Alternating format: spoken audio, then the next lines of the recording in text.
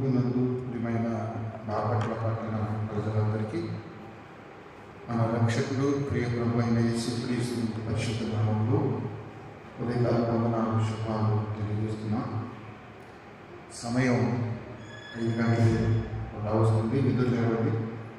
నిండు మనసుతో దేవుడికి వందనాలు అర్పించి కృతజ్ఞతలు చెల్లించి ప్రార్థన ద్వారా నూతన దినాన్ని ప్రారంభం చేసుకున్నాం. క్రిస్మస్ ఉదయారాధనలు పారపయ్య నూతన దేవాలయంలో ప్రారంభమయ్యాయి.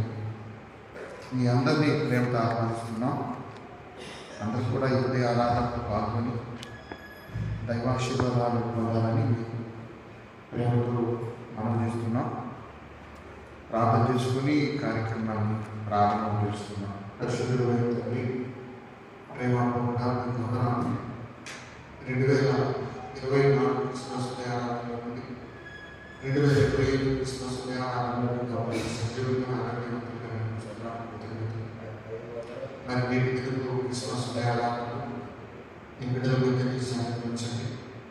బిడ్డలు స్నానాలకు మందిరానికి వచ్చి ఈ క్రిస్మస్ ఆనందం సంతోషం ప్రార్థన ఆశీర్వాదాలు పొందడానికి ప్రపంచ వాక్యం అందించండి. ఈ ఆత్మీయమైన పరిస్థితిని బిడ్డలు దర్శించడం ప్రార్థన చేస్తున్నాం. ఉదయ ఆరాధన ద్వారా మొదటిగా మనం పరిశుద్ధపరచండి. మీకు విరోధంగా చూపులో మాటలో ఉదయ తలంలో అంత ఈశ్వరంతో పెట్టండి. మీ ఆత్మని కట్టడిపై వాక్యానుసారంగా జీవించేవారు మీకు భయపడి దయచేయమని వేడుకుంటున్నాం. ఆయన విరుద్ధంగా జీవించిన పాపంలో ఆయన మీ బిడ్డల నిమిత్తమైన దాచించిన వేచి ఇందులో మీ సన్నిధిలో బిడ్డలు చేసి ప్రార్థనలు సమర్పించి వ్యాధులు ఆటలు దారులు శారీరక పథకాల నుంచి బిడ్డలు వినిపించి ఇందులో మీ బిడ్డలు పరిపూర్ణమైన ఆలోచించేవాడు మా ప్రభు చేసుకుని ప్రార్థిస్తున్నాము.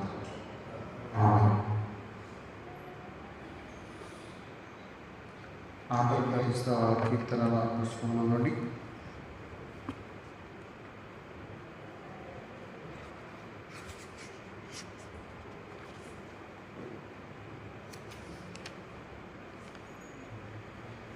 నూట 12వ కీర్తన 20 ఫామ్లో 39వ కీర్తన రక్షకుడు ఉదయించినాడట. కీర్తన అందరం కలిసి రక్షకుడు ఉదయించినాడట మన కొరకు పరమా రక్షకుడు ఉదయించినాడట రక్షకుడు ఉదయించినాడు రానే కొల్ల పోయులారా తక్షణమున పోయి మన నిరీక్షణ ఫలమందుదాము రక్షకుడు మన కొరకు పరమా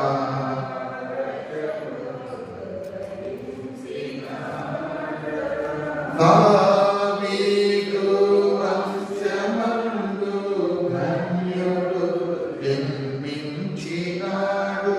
దావీదు వంశమందు ధన్యుడు జన్మించినాడు. దేవుడగు దిక్కు చేరి చూచినాడు.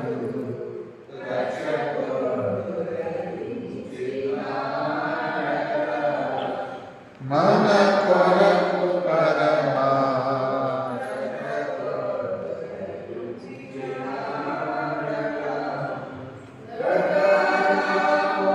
నుండికి ఘనులుగా ప్రియేరుదూత గగ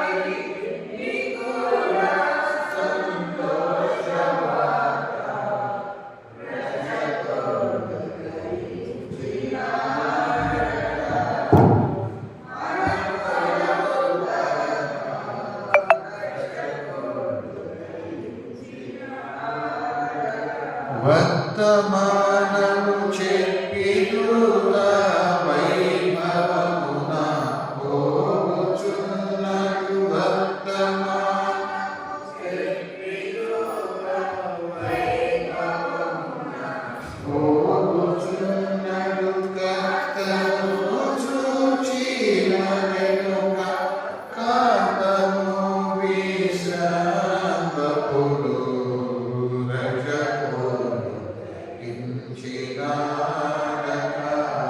మన కొరకు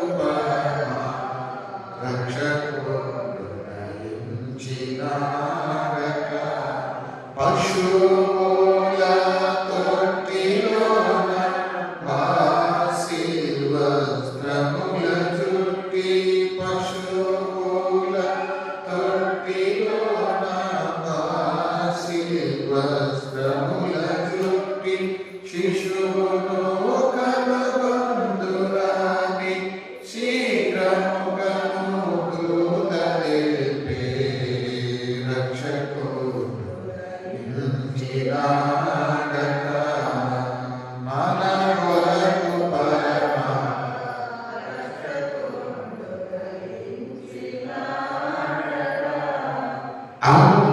అంచుకొల్లాల పరివకరు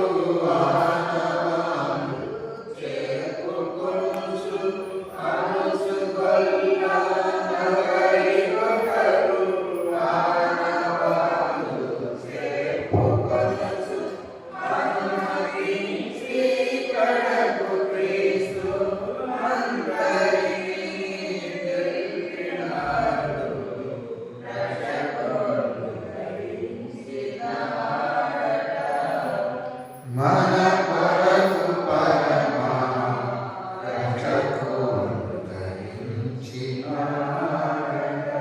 ఓ ప్రభువా, నా పెదవుల విషయము అప్పుడు నా నోరు నీ స్తోత్రమును బయలుపరచును. అనే వాక్కు వినిపించుటకు త్వరగా ఉండు. ఓ ప్రభువా, నా సహాయము నాకు త్వరగా. తండ్రికి కుమారునికి పరిశుద్ధాత్మకు ఆదియందు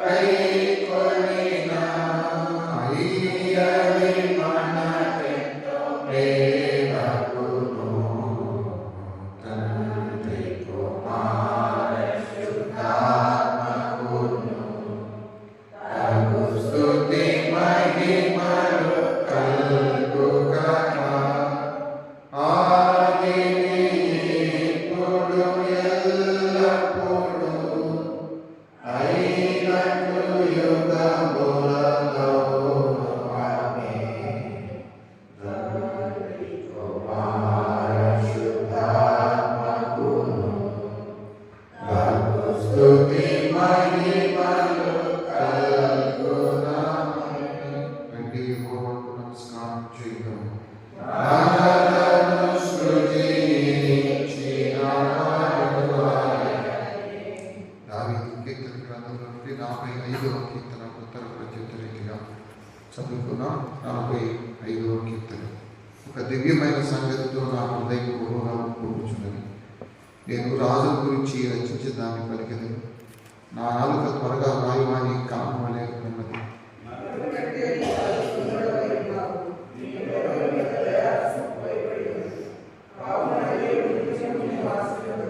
సూర్యుడా, నీ కత్తి మాను కట్టుకొను, నీ తేజస్సును నీ ప్రభావం ధరించుకును.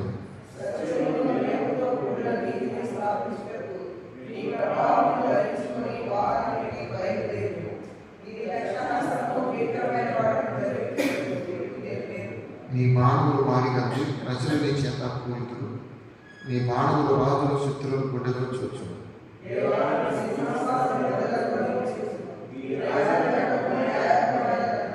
నీవు నీతిని ప్రేమించి భక్తిహీనతను ద్వేషించుచున్నావు. కావున దేవుడు నీ దేవుని చిరకాలం కంటే ఎత్తున్నట్లు నేను ఆనందంతో అభిషేకించి ఉన్నాను.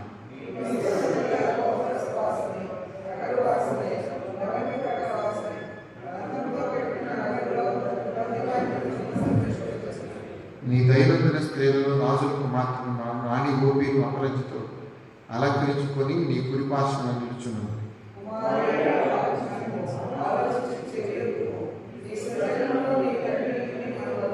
ఈ రాజు నీ ప్రభువు, అతని సౌందర్యమును కోరిన వాడు అతనికి నమస్కరించును.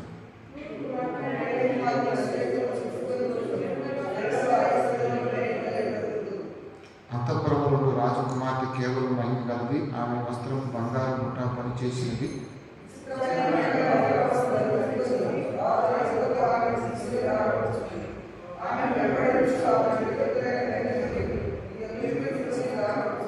ఉత్సాహ సంతోషంతో వారు వచ్చుచున్నారు, రాజనగర్లో ప్రవేశించుచున్నారు.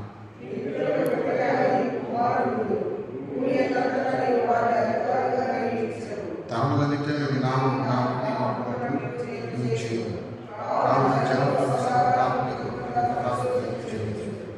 తండ్రికి కుమారునికి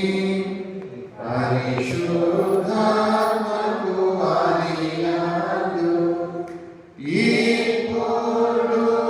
ఇప్పుడు ఎల్లప్పుడూ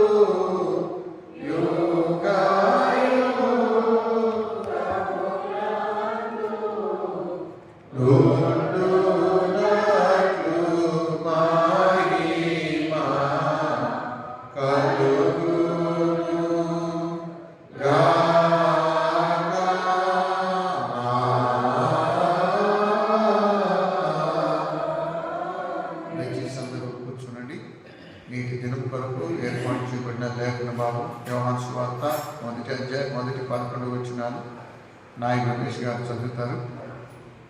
యోహాను సువార్త 1వ అధ్యాయం 11 వచనాలు నాయక్ రమేష్ గారు చదవలసిందిగా వారిని ఆహ్వానిస్తున్నారు.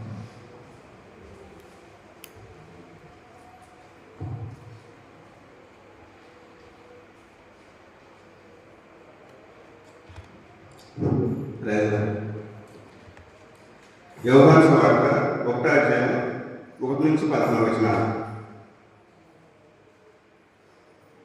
ఆదియందు వాక్యం ఉండెను, వాక్యం దేవుని యొద్ద ఉండెను, వాక్యం దేవుడు అయ్యెను. ఆయన ఆదియందు దేవుని యొద్ద ఉండెను.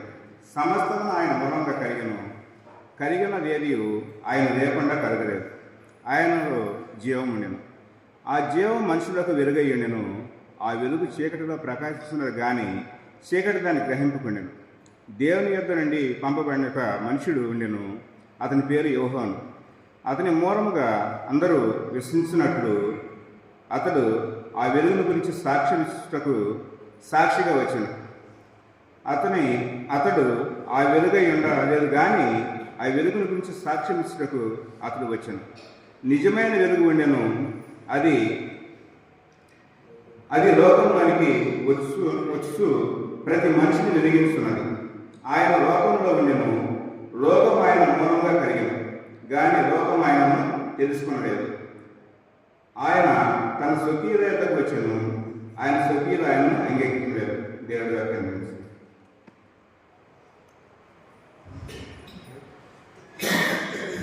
దైవగ్రంథం చదివిన నాయకుడి గారికి వందనాలు.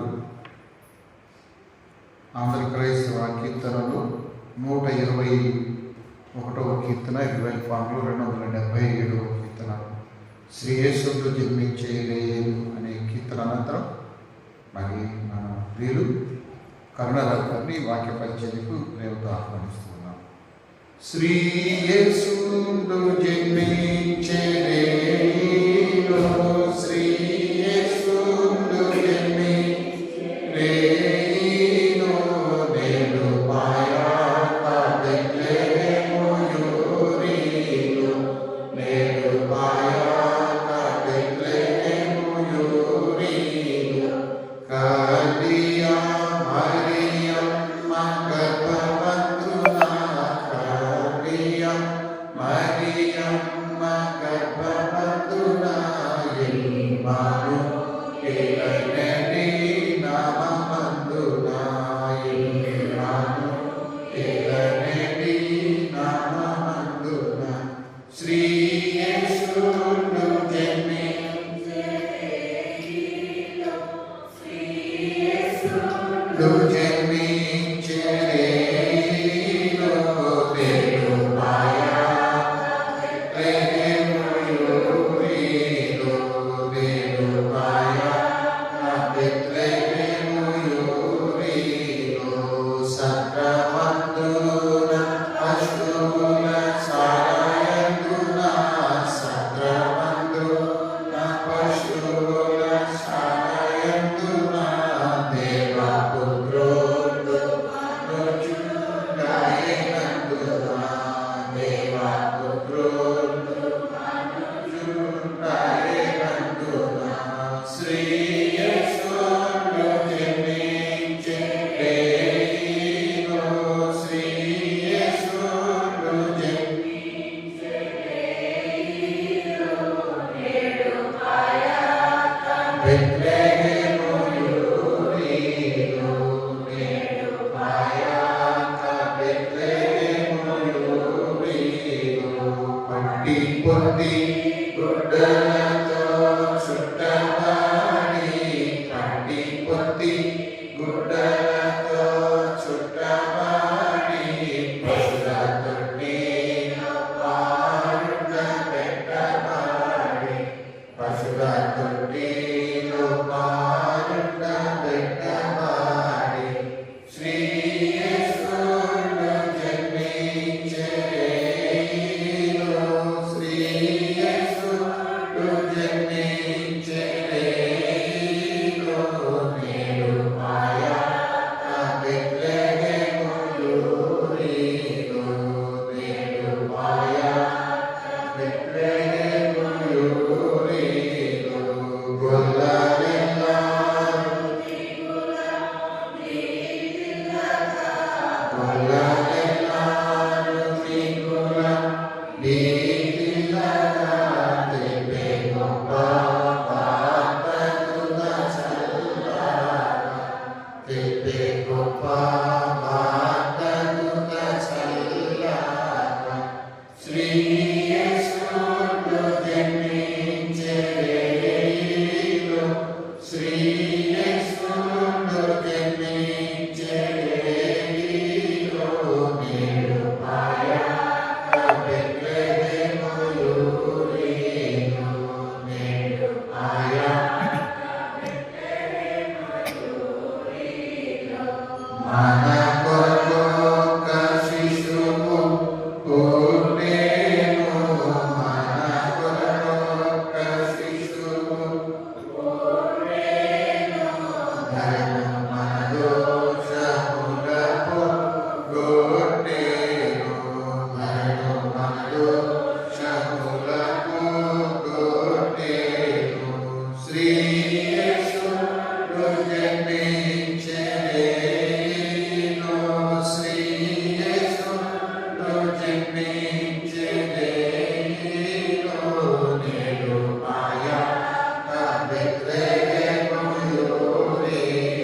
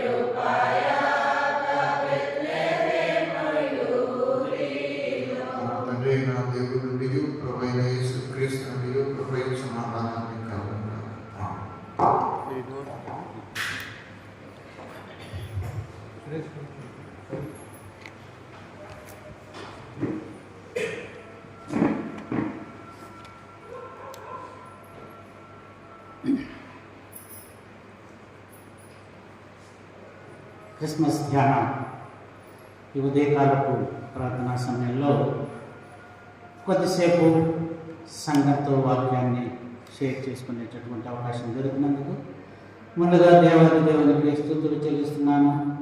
అవకాశం కల్పించినటువంటి పాస్టర్ గారికి, సంఘ పెద్దలకు, సంఘానికి కృతజ్ఞతలు తెలియజేస్తున్నాను. విశ్వవ్యాప్తంగా సంతోషాలు పంచుకునేటటువంటి పండుగ ఈ క్రిస్మస్ పండుగ. దాదాపు అన్ని దేశాలు కూడా ఈ క్రిస్మస్ పండుగను ఆచరిస్తున్నాయి, ఆనందిస్తున్నాయి. అయితే ఇంకా కొన్ని దేశాలు ఈ క్రిస్మస్ వెలుగులకు మరి భయపడో లేక వ్యతిరేకించో ఆ సంతోషాలతో పాల్పంచుకోవడానికి రాలేకపోతున్నాయి. లేకపోతే పర్వాలేదు, కానీ సంతోషాలు పంచుకునేటటువంటి వాళ్ళ మీద రకరకాలైనటువంటి దాడులు చేయడం కూడా జరుగుతుంది. మనం ప్రత్యక్షంగా చూస్తున్నాం. మరి అలాంటివి లేకుండా ఉండాలని చెప్పి మరికొద్దిగా ఎక్కువగా ప్రార్థించవలసినటువంటి వారమై ఉన్నాం. ఇక ఈ క్రిస్మస్ ధ్యానాల్లో భాగంగా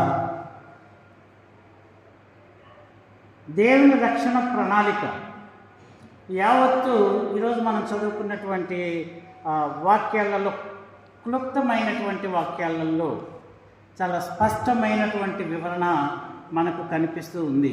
ఆది యందు వాక్యం ఉండెను, వాక్యము దేవుని యొద్ద ఉండెను, వాక్యము దేవుడై ఉండెను, ఆయన ఆది యందు దేవుని యొద్ద ఉండెను, సమస్తమును ఆయన మూలముగా కలిగెను, కలిగి ఉన్నదేదియు ఆయన లేకుండా కలగలేదు. ఆయనలో జీవముండెను, ఆ జీవము మనుషులకు వెలుగై ఉండెను, ఆ వెలుగు చీకటిలో ప్రకాశించుచున్నది కానీ చీకటి దానిని గ్రహింపకుండెను. ఇలాంటి పవర్ఫుల్ సెంటెన్సెస్ని స్నాప్ షాట్స్ అంటూ ఉంటాం. అంటే ఇవి ఒక విధంగా పునాది రాళ్ళ వంటివి. యోహాను గారు సువార్తికుడు ఈ వాక్యాల మీదనే తన సువార్తని కట్టినటువంటి విధానాన్ని కూడా మనం ప్రత్యక్షంగా చూస్తున్నాం.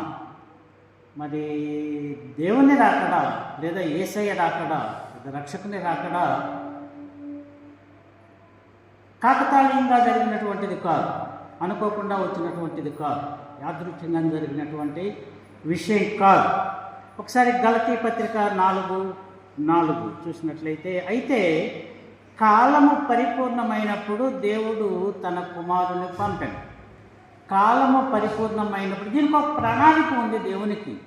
తన కుమారుణ్ణి ఎప్పుడు పంపించాలి, ఏ విధంగా పంపించాలి, చేయవలసినటువంటి పని, జరగవలసినటువంటి రక్షణ కార్యం లేదా విమోచన కార్యం ఏంటి అనేటటువంటి దానికి ఒక నిర్దిష్టమైనటువంటి నిర్దిష్టమైనటువంటి ప్రణాళిక ఉన్నట్లుగా మనం చూస్తున్నాం. మరి కాలము పరిపూర్ణమైనప్పుడు అంటే ఎప్పుడు, ఆ కాలం ఏది అని ఒకసారి ఆలోచిస్తే, మరి దేవుడు అబ్రహాంతో చేసినటువంటి నిబంధన, మరి నీలో మరి నీ సమస్త వంశాలను కూడా నేను ఆశీర్వదిస్తాననేటటువంటి వాగ్దానం దేవుడు చేసున్నాడు. మరి లోకమంతా ఆ విధమైనటువంటి ఆశీర్వాదాలు పొందవలసినటువంటి స్థితిలో లేకుండా మరి ప్రక్కదారి పట్టి నడుస్తూ ఉండేటటువంటి పరిస్థితులను గమనించినటువంటి దేవుడు మరి రక్షణ కార్యం ఆసన్నమైంది, రక్షణ కార్యం దగ్గరించింది.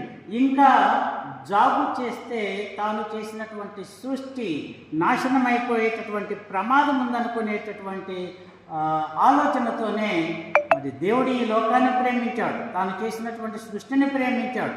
దేవుడు ఈ లోకాన్ని ఎంతగా ప్రేమించాడంటే, దేవుడు ఈ లోకమును ఎంతో ప్రేమించాడు. కాగా ఆయన తన అద్వితీయ కుమారుడిగా పుట్టిన వాని యందు విశ్వాసముంచు ప్రతి వాడును నశింపక నిత్య జీవము పొందినట్లు ఆయనను అనుగ్రహించను. మరి ఆయన ఆంతర్యం అది.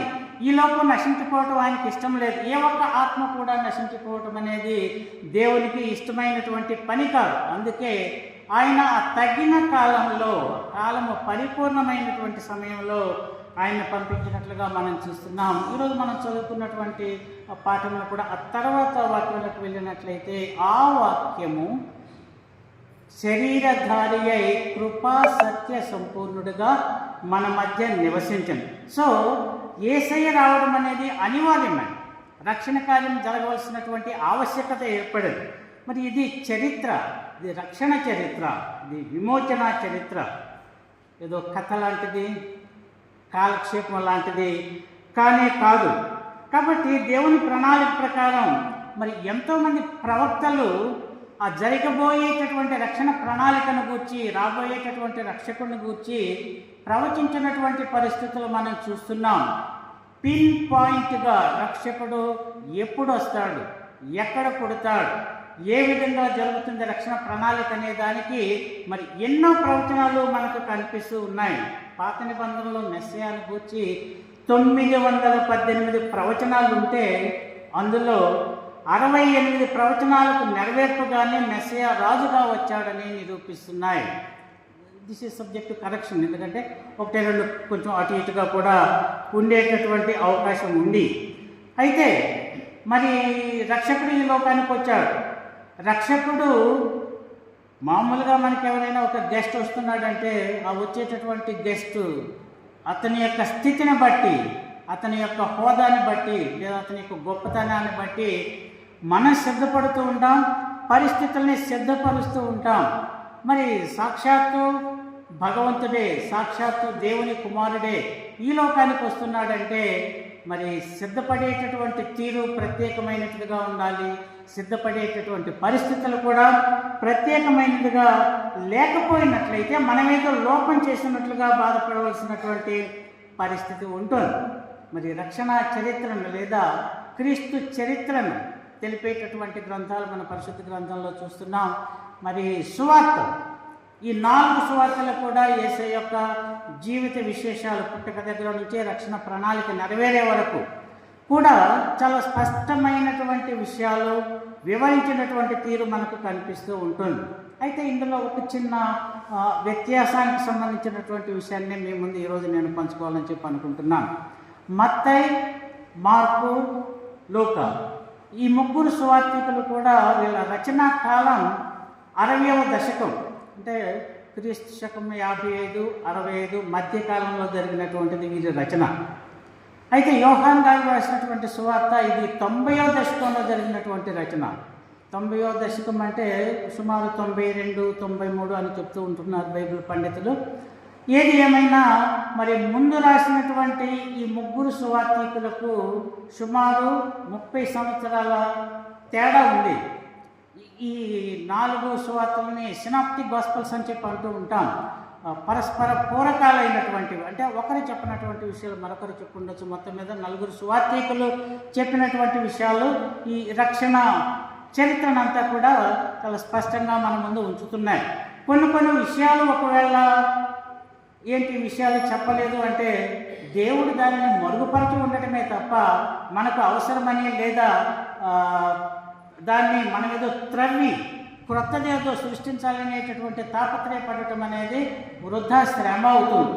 ఎందుకంటే దేవుడు మనకు ఎంతవరకు చెప్పాలో, ఏ విధమైనటువంటి సువార్త వివరించాలో ఆ విషయాలన్నీ కూడా పొందుపరచడం జరిగింది. ఒకవేళ ఏదైనా మరుగుపరచబడి ఉంది అంటే అది మనకు అక్కర్లేదనేటటువంటి విషయాన్ని మనం గుర్తుంచుకోవాలని చెప్పి కోరుతూ ఉన్నాను.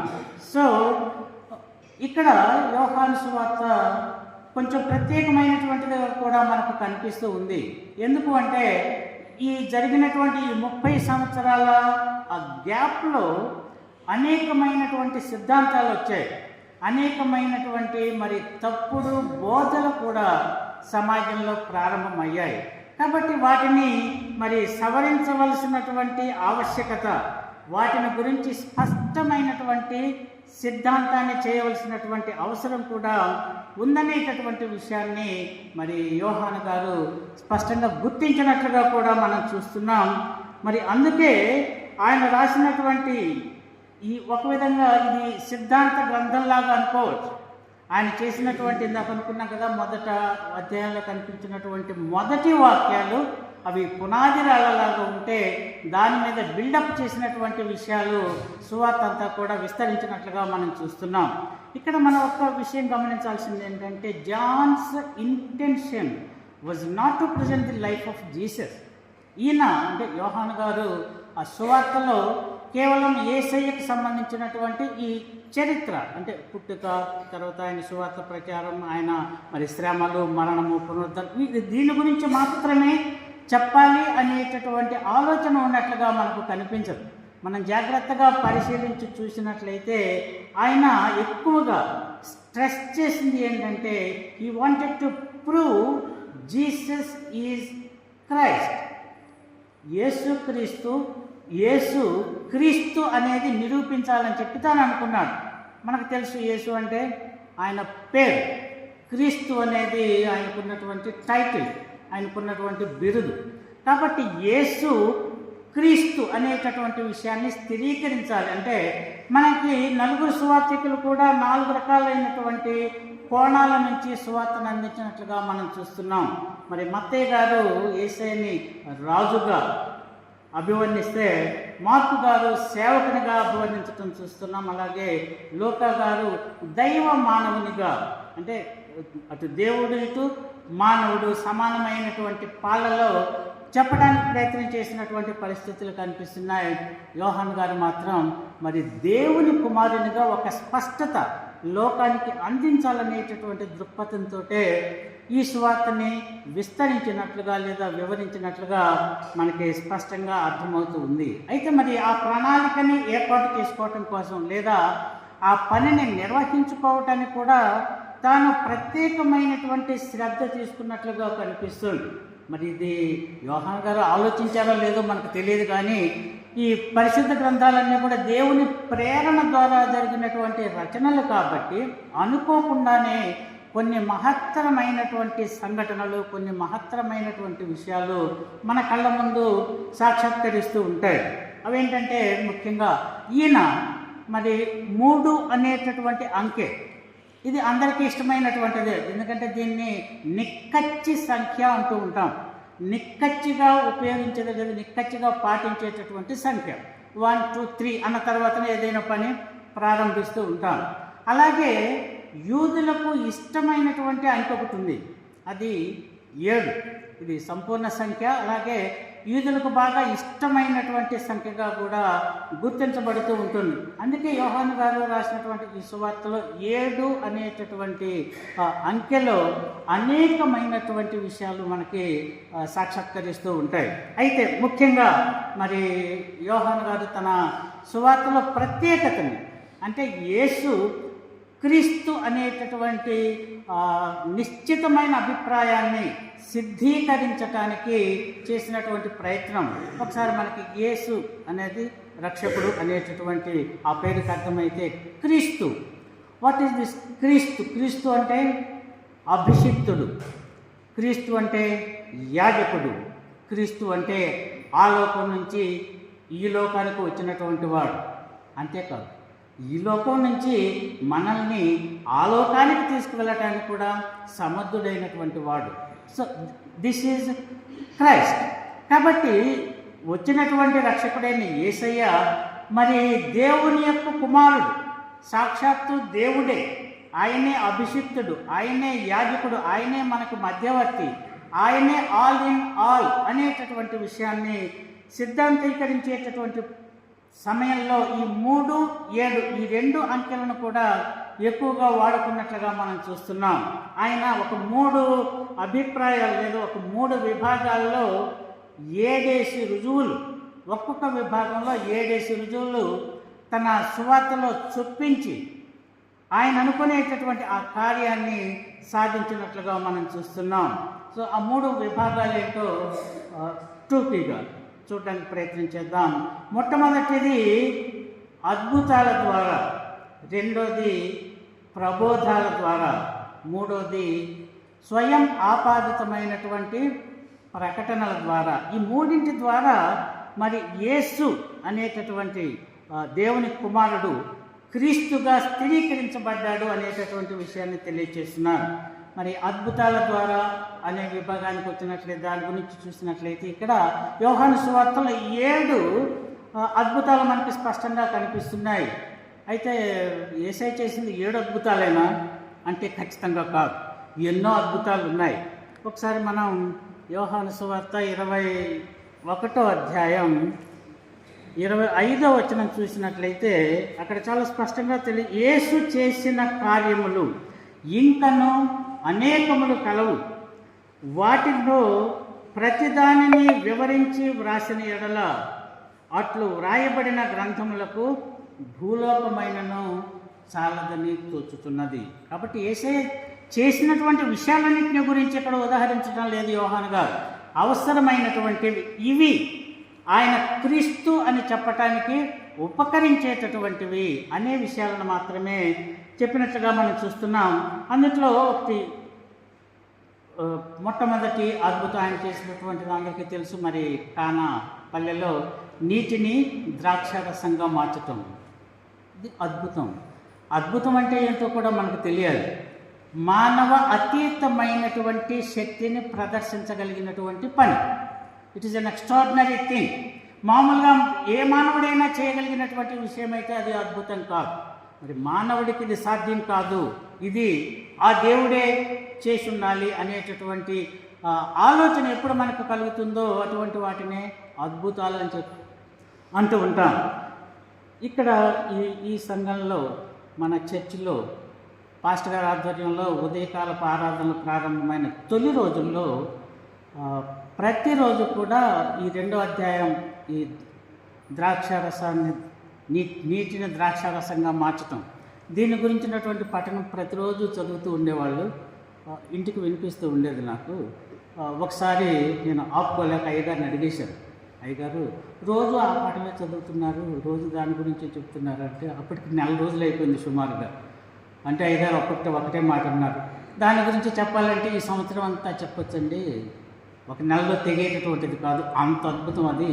సో యేసయ్య చేసినటువంటి అద్భుతాలు అంత అద్భుతాలు కాబట్టే ఆయన క్రీస్తు, ఆయన దేవుని కుమారుడు, ఆయన దేవుడు అని నిర్ణయించడానికి అవకాశం కలిగిందని చెప్పి మనం చెప్పుకోవచ్చు. సో అక్కడ ఆయన తన మహిమను బయలుపరచడానికి అద్భుతాన్ని చేసినటువంటి విషయాన్ని మనం చూస్తున్నాం. అక్కడ దాన్ని చూసినటువంటి వాళ్ళు, గ్రహించినటువంటి వాళ్ళు చాలామంది విశ్వసించారనేటటువంటి మాట కూడా ఆ సువార్తలో వ్రాయబడినటువంటిదిగా కనిపిస్తుంది. ఇది యోహాను సువార్త 2వ అధ్యాయం 1 నుంచి 11 వచనాల మధ్య ఉన్నటువంటి భాగం.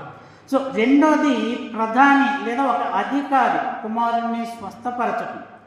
ఇది 4వ అధ్యాయం 46, 54 వచనాల మధ్య ఉండేటటువంటిది.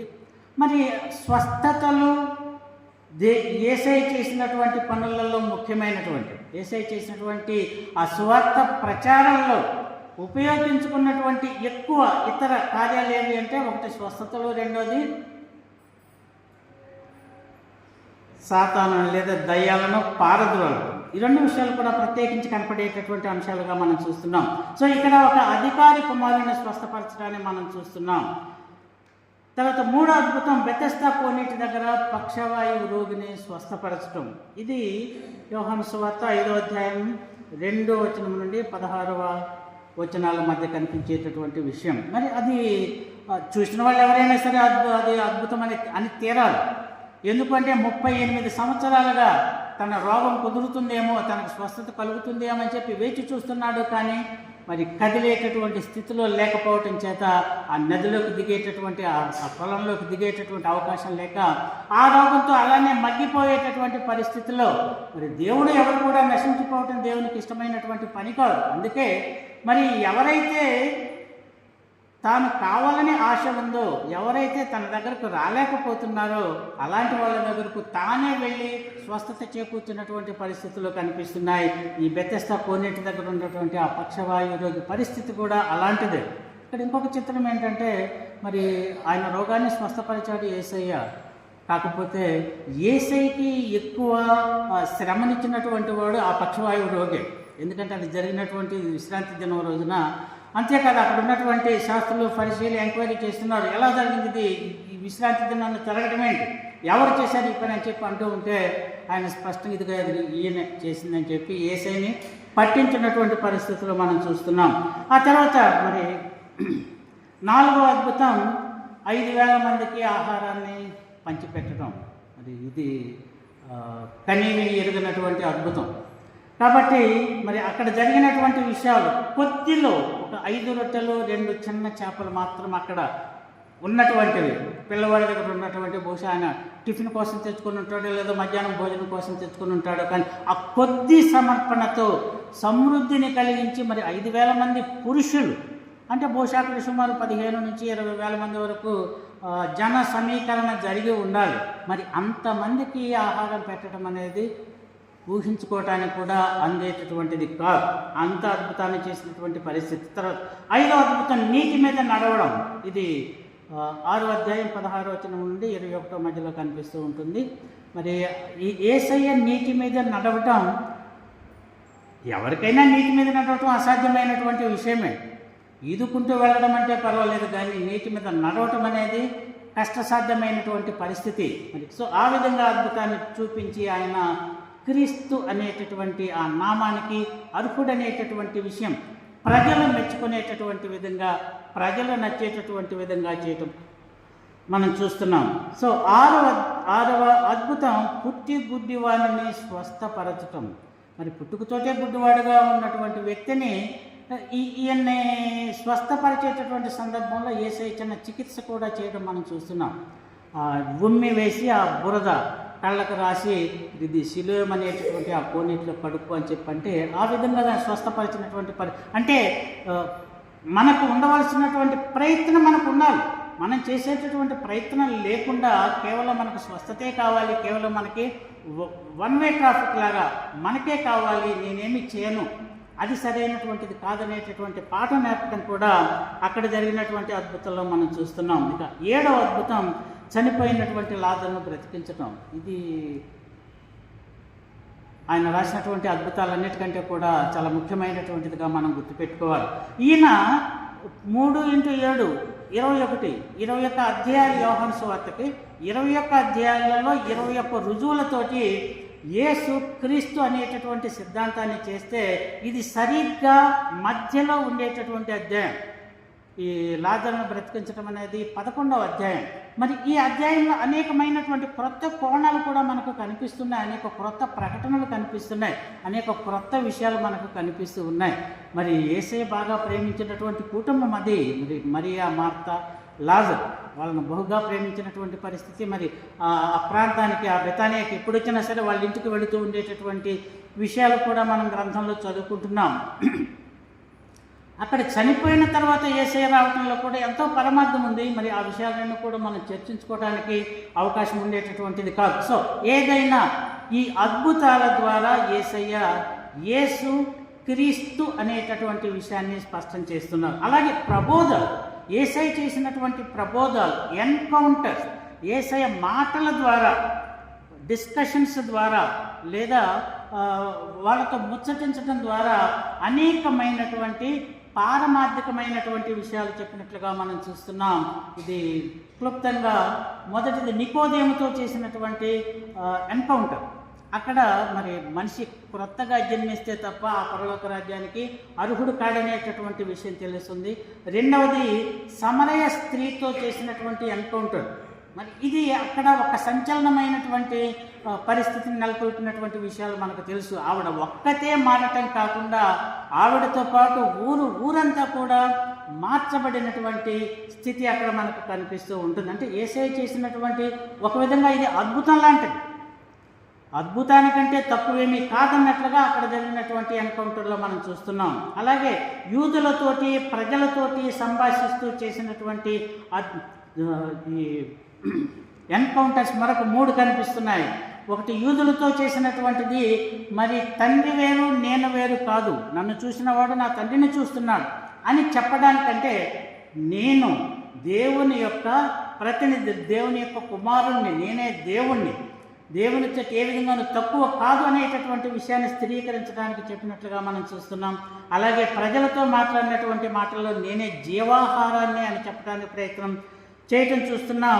మరి ప్రజలతో మాట్లాడినటువంటి సందర్భంలోనే మరి జీవాన్నిచ్చే పరిశుద్ధాత్మని గురించి కూడా యేసయ్య నొక్కి చెప్పినటువంటి విషయాలు మనం చూస్తున్నాం. అంటే ఎవరైతే నా యందు విశ్వాసం ఉంచుతారో వాళ్ళ హృదయంలో నుండి జీవజలపు నదులు పారును, ఇది పరిశుద్ధాత్మ చేసేటటువంటి పని అనేటటువంటి విషయాన్ని కూడా అక్కడ చెప్పడం మనం చూస్తున్నాం. అలాగే శాస్త్రులు పరిచయాలతోటి చెప్పినటువంటి ఒక మాట, ఇది వ్యభిచారంలో పట్టుబడినటువంటి స్త్రీ ఆ ఉదంతం తర్వాత జరిగినటువంటి ఎన్కౌంటర్లో యేసయ్య చెప్పినటువంటి విషయం, నేను లోకమునకు వెలుగును అనేటటువంటి విషయం. అలాగే పరిచయాలతో చెప్పినటువంటి మరొక ముఖ్యమైనటువంటి మాట, నేను గొర్రెల మంచి కాపరిని, మరి నా గొర్రెలు నా స్వరాన్ని వింటాయి అనేటటువంటి మాట. ఇలాంటి మాటలతోటి ఆయన మరి యేసు తాను చేసినటువంటి సువార్త విషయాలన్నీ కూడా క్రీస్తుకు సంబంధించినటువంటి అభిషిక్తుడికి సంబంధించినటువంటి విషయాలనేది గుర్తు చేస్తూ ఉన్నాయి. ఇక ఇంకొకటి 3వ విభాగాన్ని గురించి కూడా వాసన మాత్రంగా గుర్తు చేస్తాను. ఆయన వ్యక్తిగతమైనటువంటి ప్రకటనలు, ఇవి యూదులలో సంచలనాన్ని కలిగించినటువంటివి, వ్యతిరేకతను కూడా కలిగించినటువంటి పరిస్థితి. ఇదిగో నేను ఫలానా అని చెప్పంటే, ఏంటి నువ్వు ఫలానా అని చెప్పి అవతల వాడికి కోపం వచ్చేటటువంటి పరిస్థితులు ఉంటూ ఉంటాయి. వాటిని దేవదూషణలుగా కూడా భావించి యేసయ్యని చంపడానికి చేసినటువంటి పరిస్థితులు కూడా మనం చూస్తున్నాం. ఆ కాలంలో ఆ వాక్యాలు వరుసగా చెప్పేస్తాను, మనకున్న సమయం చివరికి వచ్చింది కాబట్టి. జీవాహారము నేనే, నా యుద్ధకు వచ్చేవాడు ఏమాత్రమును ఆకలి కొనడు, నా యందు విశ్వాసం ఉంచువాడు ఎన్నడూ దప్పికొనడు. రెండోది, నేను లోకమునకు వెలుగును, నన్ను వెంబడించేవాడు చీకటిలో ఉన్నాడు ఒక జీవపు వెలుగును కలిగి ఉండును.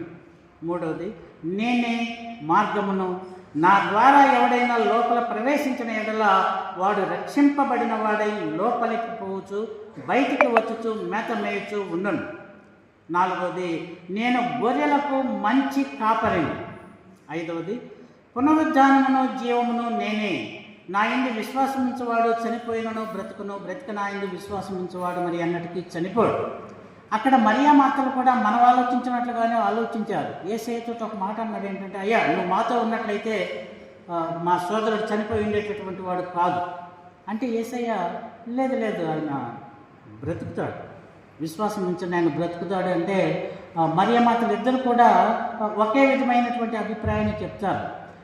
చెప్తే కాదు ఆయన తిరిగి లేస్తాడనే విషయం మాకు తెలుసు, అంత్యదినాన తిరిగి లేస్తాడనేటటువంటి మాకు కూడా తెలుసులే, నువ్వు ప్రత్యేకించి మాకు చెప్పాల్సిన పని లేదు అన్నట్లుగా మాట్లాడటం మనం చూస్తున్నాం. అప్పుడు ఆయన చెప్పినటువంటి స్పష్టమైన మాట, నేనే పునరుద్ధానం అనేటటువంటిది. సో నేనే మార్గమును సత్యమును జీవమును, నా ద్వారానే తప్ప ఎవడునూ తండ్రి యొద్దకు రాడు. 7వ వాక్యం, ద్రాక్షావల్లిని నేను, తీగలు మీరు, ఎవడు నా యందు నిలిచి ఉండునో, నేను ఎవని యందు నిలిచి ఉండునో వాడు బహుగా ఫలించును, నాకు వేరుగా ఉండి మీరేమీ చేయలేరు. ఈ విధంగా 3 విభాగాలలో తాను చేసినటువంటి స్వార్థ ప్రచారం, అద్భుతాలు, ఎన్కౌంటర్స్, అలాగే ఆయన స్వయం ఆపాదితమైనటువంటి మాటలు, ఈ మాటల ద్వారా యేసు క్రీస్తు అనేటటువంటిది స్థిరీకరించుకున్నాడు. అలాంటి క్రీస్తుని ఆహ్వానిస్తూ మన హృదయాల్లో వేకొనడానికి మనం సిద్ధపడాలని కోరుతూ ముగిస్తున్నాం. Thank you. ప్రభునందు ప్రియమైన వారులారా, ఈ దినం మనకి దైవవర్తమానం ఇచ్చిన సోదరుడు కరుణారావు గారికి మన సమయపక్షాన వందనాలు తెలియజేస్తున్నాం. దేవుడు వారికి వర్షితమైన పిల్లలకు క్షేమం దయచేయను గాక. ఈరోజు మనకి టీ మరియు స్నాక్స్ సిద్ధపరిచిన వారు ఫాతిమా గారు, వారికి కూడా నేను సమపక్షాన వందనాలు తెలియజేస్తున్నాను. రేపటి దినం శుక్రవారం యథావిధిగా ఉదయారాధన ఉపవాస ప్రార్థన ఉంటుంది. రేపు మనకు దైవవర్తమానం అందించేవారు మన సహోదరి శ్రీమతి మంచాల శారాధివేదిత గారు దైవవర్తమానం అందిస్తారు. మధ్యాహ్నం అది 11:30కి యథావిధిగా ఉపవాస ప్రార్థన ఉంటుంది. ఇవన్నీ మీరు మనసులో ఉంచుకోవాలని మనవి. ఈ క్రిస్మస్ ఉదయారాధన పాంప్లెట్ లేని వారు తీసుకోండి. అలాగే ఆదివారం పాఠాలు లేని వారు తీసుకోండి. పదే తీసుకోవాలి, ఒకసారి తీసుకోండి. మూడోది, ఎవరైనా మీరు ఉదయం టీ మరియు స్నాక్స్ ఇవ్వాలనుకుంటే సంఘ పెద్దలకు మీ పేరు ఇస్తే డేట్స్ మీకు అరేంజ్ చేస్తాం. తలలు వచ్చి ప్రార్థన చేసుకుందాం. పరిశుద్ధుడైన తండ్రి,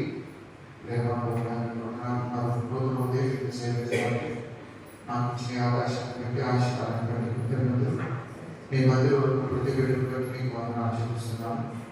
ఇది క్షేమాలను చక్కటి దైవత్వాన్ని ఇచ్చిన కరుణానికి విద్యార్థులు రాష్ట్రానికి మీరు తోడైతే కుమారులను మనల్ని దర్శించడానికి దయచేయండి. సోదరి పాత్మ ఆయన మరి ఆలయాన్ని ప్రేమించి ప్రతి ఉదయం మాత్రం ఆలోచించకుండా మరి షేక్ పాత్మ యొక్క ఆత్మతో నాకు దీవించిన తర్వాత కుమారుడు ఆర్థిక విషయం మరి ప్రేమించి మరియు స్నేహించడంతో వారిని దర్శించారు. రేపు ఉదయకాలం దేవుడు వారికి అందించవలసిన దాసాలు దయచేయమని ప్రార్థన చేస్తున్నాం. మరి నెల రోజులు ప్రతిరోజు బిడ్డలు మందిరానికి వచ్చి ఆగ్రహాన్ని తెచ్చి అనుకూలత ఇచ్చి ఆసక్తి తెచ్చి పరిశుద్ధాత్మ తృష్ణ తెచ్చి దుబ్బి వాళ్ళు కొంత ఆశపడుతున్నారు. దేవాల ప్రాణం ఈ నెల రోజులు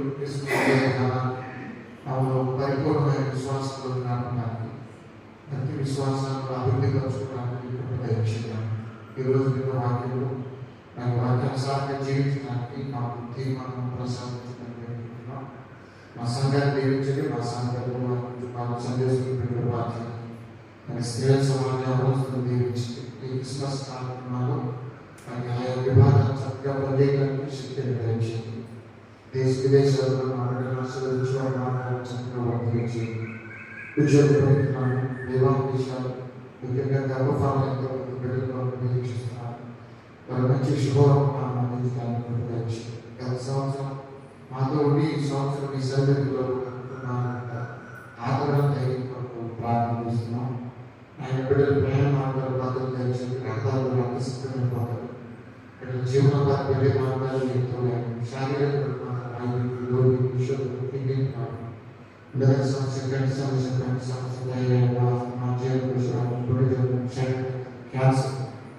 వర్షం భయపెట్టే మార్గాలన్నీ తోడ్పరచు. మనం తప్పించడానికి విషయం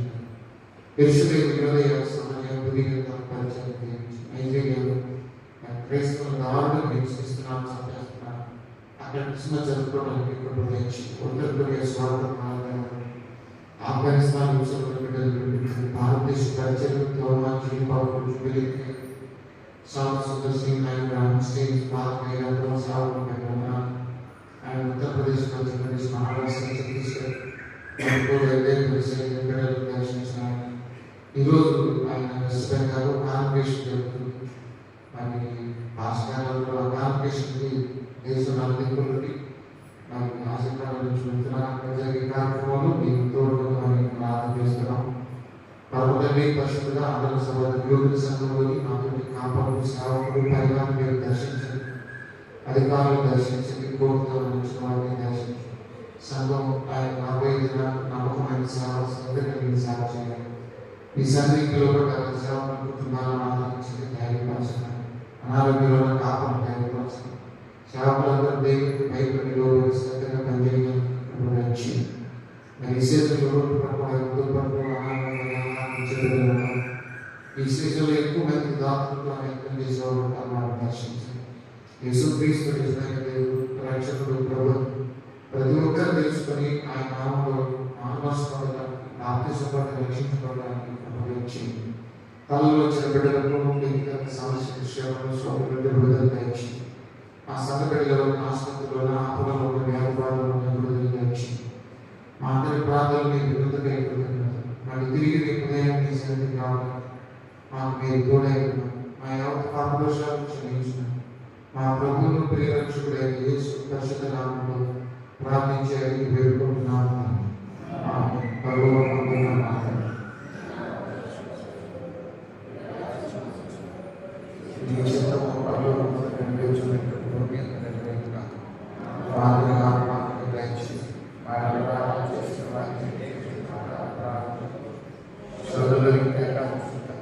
రాజ్యం, శక్తి, మహిమ నిరంతరం ఏమైనా మన యేసు స్వామి కృపా తండ్రి దేవుని ప్రేమ పరిశుద్ధాత్మ అన్యోన్య సహాయం సమాధానం ఇప్పుడు ఎల్లప్పుడు మనకు ఆయన ప్రేమించి వారికి తోడైగా శ్రీ యేసుతో జన్మించే శ్రీ యేసుతో జన్మించే నేడు పాయా నేడు పాయా అందరికీ వందనాలు. ఈరోజు మనకి టీ మరియు స్నాక్స్ అందించిన శ్రీ పాట్న ప్రతి ఉదయం మనతో పాటు మాట్లాడుతుంటారు. వాళ్ళు పాలన చిన్న ప్రారంభం పరిశుద్ధమైన తండ్రి ప్రతి ఉదయం మాట్లాడాలి వచ్చి మందులు మీ నాన్న వచ్చిన ఈ కుటుంబాల ఆరోగ్యం క్షేమం వేసి కుటుంబ ప్రతి ఒక్కరికి రక్షణ అలాగే నమ్మకం తెలుసుకోవడానికి సహాయం చేసి పసుపెట్టి ఉపయోగించి ఈ మార్గాలు ప్రార్థిస్తున్నాను. అందరికి వందనాలు. కింద మీకు టీ మరియు స్నాక్స్ ఇద్దరు ఉన్నాయి, తీసుకుని వెళ్ళండి. రేపు ఉదయం ఆరాధన ఉపవాస ప్రార్థన కూడా ఉంటుంది. వందనాలు సార్.